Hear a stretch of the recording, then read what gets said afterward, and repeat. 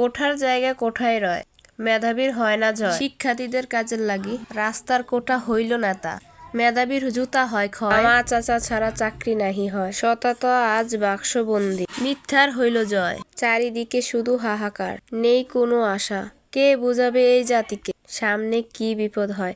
তো আসসালামু আলাইকুম, সবাই কেমন আছেন? আশা করি সবাই ভালো আছেন। তো আজকে গরুর লেজেরা রান্না করব। তো হলদি মরিচ আদা রসুন যা আছে সব কিছু দিয়ে মাখিয়ে তারপরে চুলাতে বসিয়ে দিব। তো কিছু বাস্তব কথা বললাম, তো জানাবেন কীরকম হয়েছে আমার কথাগুলো। আর আজকের রান্নাটা খুব মজা ছিল, গরুর লেজারাটা খুব মজা হয়েছিল।